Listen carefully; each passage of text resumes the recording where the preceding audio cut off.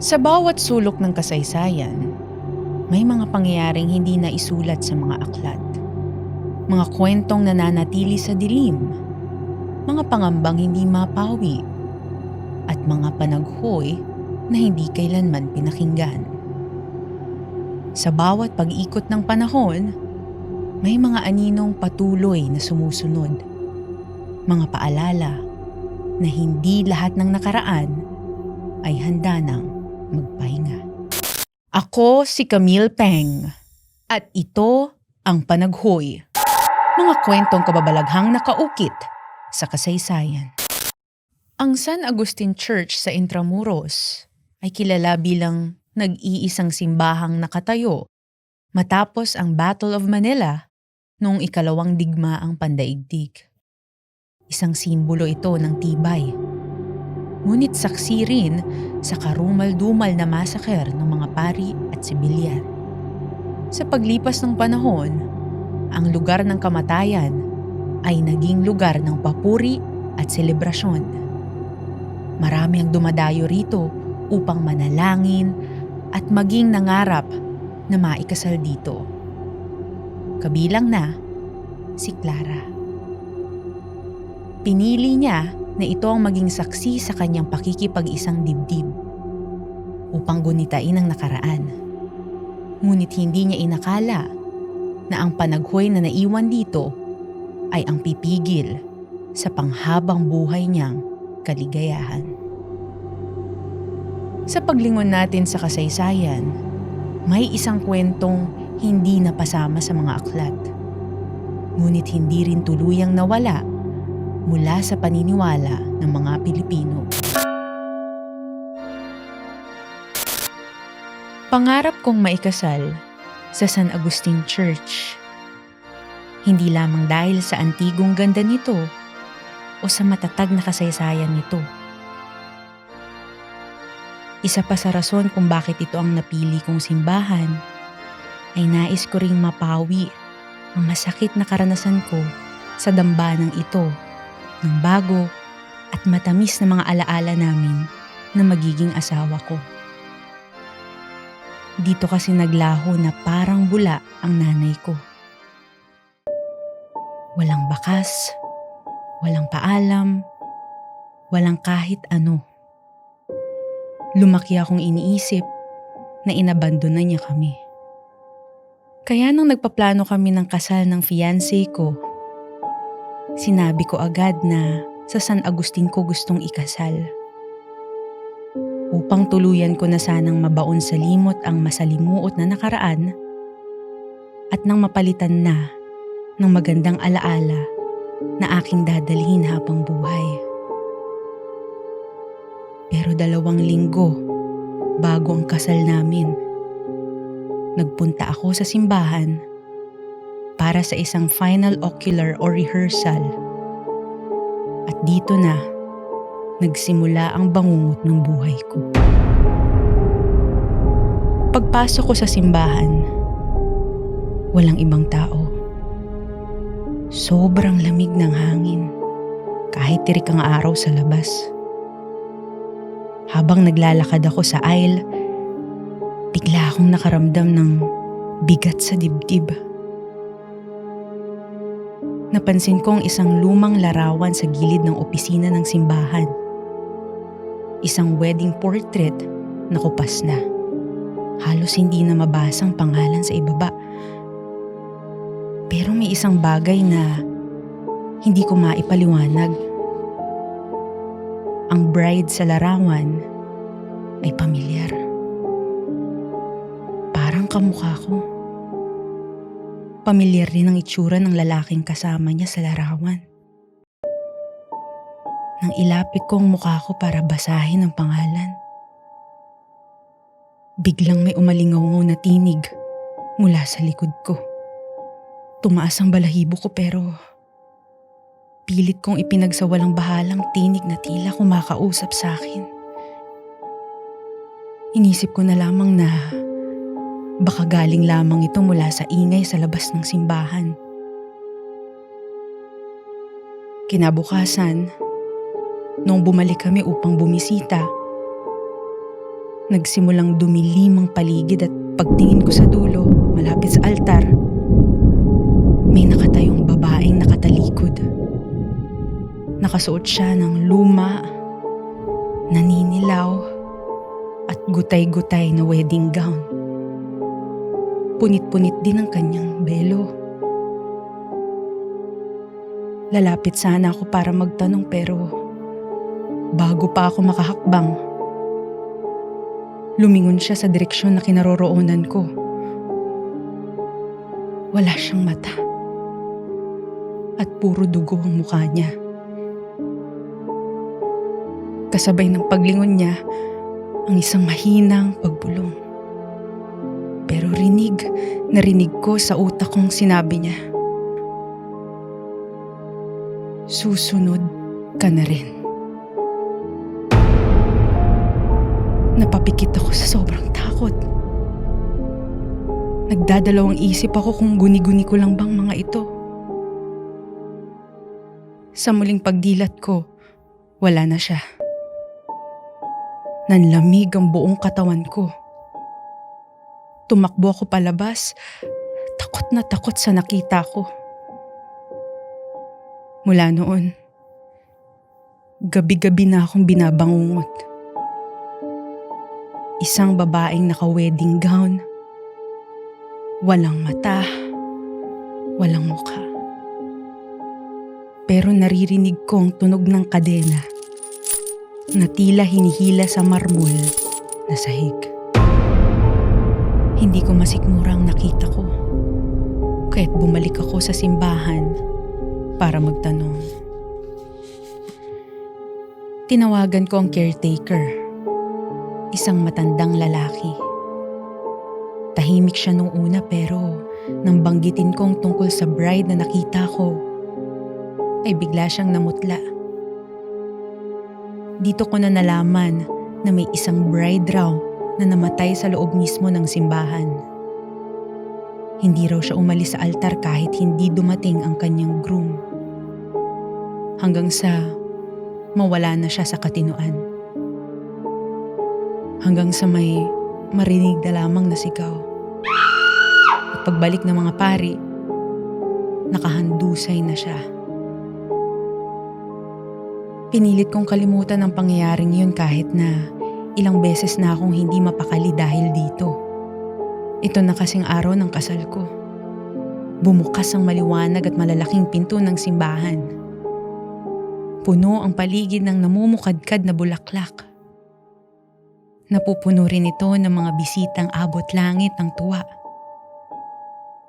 Dahil rito, kahit papano, ay naibsan ang kaba at takot na nararamdaman ko.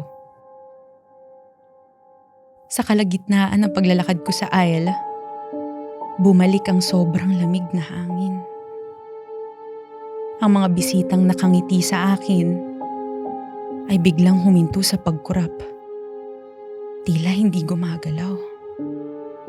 Habang ang maaraw na kapaligiran ay nabalutan ng kadiliman. Nang tuluyang magdilim ang paligid, tila natunaw ang mga bisita na parang kandilang natutupok ng apoy. Ipinikit ko ng mahigpit ang aking mga mata habang kinukumbinsi ang aking sarili na panaginip lang lahat ng to. Nagpatuloy ako sa paglalakad patungo sa altar ng simbahan. Nakita kong muli ang pamilyar na ngiti mula sa aking mga kamag-anak. Nakahinga ako ng maluwag dahil sa wakas ay normal na uli ang lahat. Ngunit, nang muli kong imulat ang aking mga mata, imbis na ang aking iniibig ang makita ko, isang babaeng nakasuot ng luma at naninilaw na gown ang tumambad sa akin. Inaya niya akong lumapit sa kanya sa altar. Ngunit ang pumukaw sa aking atensyon ay ang taong nasa tabi niya. May isang babaeng nakaluhod at umiiyak. Dito na bumilis ang tibok ng puso ko. Wala man itong mukha dahil sa kapirasong belo na bumabalot rito. Kilalang kilala ko kung sino yun. Suot niya yung eksaktong gown sa nag-iisang litrato na meron ako. Si Mama. Nang makita ko si Mama, hindi lang siya nakaluhod. May kadena sa leeg niya. Nakabaon ng bakal sa kanyang balat at ang mas masakit, nakatingin siya sa akin. Pero hindi siya humihingi ng tulong. Humihingi siya ng paumanhin. Anak, patawarin mo ako. Dito ko napagtanto na kailanman ay hindi kami inabandona ng aking ina. Nilamon ng katauhan niya ng babaeng iniwanan sa altar. Nawala ang atensyon ko sa aking ina nang makita kong itinaas ng ghost bride ang kanyang kamay at tinuro ako. Tila bumalik sa utak ko ang mga kwento ng lola ko noon. At dito ko na napagtanto ang lahat-lahat. Ang ghost bride, ang babaeng nakita ko sa larawan. Habang ang lalaking pamilyar ang itsura, ang lolo ko, ang ama ng nawawala kong ina. Naghihiganti ang ghost bride dahil sa ginawa ng lolo kong hindi pagsipot sa kanilang kasal. Ngayon, isa-isa niyang sinisingil ang lahi ko. Mula sa mama ko noong kasal nito. At ngayon, sa pinakamasayang araw ng buhay ko. Gusto niya akong kunin upang makaganti sa pangiiwang ginagawa ng lolo ko. Tinapangan ko ang loob ko dahil nais kong iligtas ang mama ko kahit na walang kasiguraduhan ng tatakbuhin ng pasya ko. Unti-unti akong lumapit at kinumbinsi ang nanay kong bumalik sa piling ko. Pero sa huli, nabigo lamang ako. Itinaas ng aking ina ang kadenang nakagapos sa kanya ng mahigpit. Nasundan ito ng hinagpis ng isang ina at ng isang asawa. Walang salita. Tanging paghagulgol lamang. Isinuko ng aking nanay ang kanyang sarili para sa kaligtasan ko. Para sa papa ko. Napahinto ako sa pag-iisip nang narinig ko ang tunog ng kadena papalapit sa akin. Hila-hila ng kaluluwa ang kadena at maging ang aking ina. Biglang tumahimik ang lahat. Lumapit ang ghost bride. Sa unang pagkakataon, nakita ko ang mukha niya bago ito naging duguan. Maganda siya, bata. May pag-asa sa mga mata. Hanggang sa unti-unting napunit ang balat niya at bumalik ang dugong umaagos. Tumakbo ako. Hindi ko inintindi ang bigat ng suot ko, maging ang tingin at gulat ng mga bisita. Ang sigaw at pagsamo ng sana ay asawa ko na o ang lito ng pari sa nangyayari sa kasalang ito. Ngunit habang tumatakbo, ramdam ko ang bigat ng isang bagay sa puso ko. Nung nakalabas na ako, doon ko nakita ang isang kadenang nakakabit sa dibdib ko. Nagulat ako nang nawala ito pagkurap ko. Akala ko tapos na. Akala ko ligtas na talaga ako. Hindi na kailanman natuloy ang kasal ko, gaya ng gustong mangyari ng multong iyon. Hindi na rin ako maatim mahalin ng kasintahan ko sa ginawa ko. Dahil hindi na rin niya sigurado kung nasa realidad pa bang pag-iisip ko.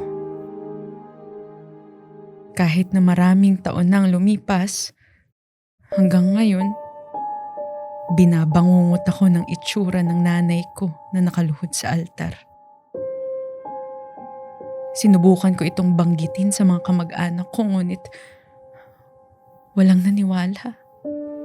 At pinaratangan akong nababaliw at nag-iimbento na lamang. Mula noon, baliw na ang naging tingin sa akin ng pamilya ko. Maging ng mga taong nakikilala pa ang dating ako. Tumanda na rin akong walang kasama sa buhay. Nag-iisa. Minsan, paggising ko sa salamin, hindi akong nakikita ko. Isang bride, nakatalikod. Unti-unti, napapansin kong naninilaw ang ilang damit ko. May mga gabing hindi ko maalala kung nasaan ako ng ilang oras. At kagabi, nagising ako sa tunog ng kampana. Nakatayo ako sa loob ng San Agustin Church. Mag-isa. Pero may bagong bride na nag-o-ocular. Nakangiti siya. At nang mapatingin siya sa akin, hindi siya sumigaw. Ngumiti pa siya. Hanggang ngayon, patuloy pa ring naririnig ang tunog ng mga kadenang hila-hila ng Ghost Bride sa San Agustin Church. Lalo na tuwing may bagong ikinakasal. Habang si Clara, tulad ng kanyang ina, ay tuluyang naglaho na parang isang bula. Ang hinuha ng kanyang pamilya ay naglayas sa kanilang tahanan. Sa ngayon, abala ang pamilya nila sa pag-aayos ng panibagong kasal na gaganapin din sa naturang simbahan. Pagsilang ng isang bagong pagmamahalan at trahedya. Mga trahedya na hindi lang dulot ng mga bomba o bala. Sa pagwawakas ng ating kwento, malinaw na ang nakaraan ay hindi kailanman tuluyang malilimutan. Hindi lamang ito binubuo ng mga nakasulat sa aklat, kundi ng mga panaghoy ng nakaraan na naghihintay mapakinggan. Muli, ako si Camille Peng at ito ang Panaghoy.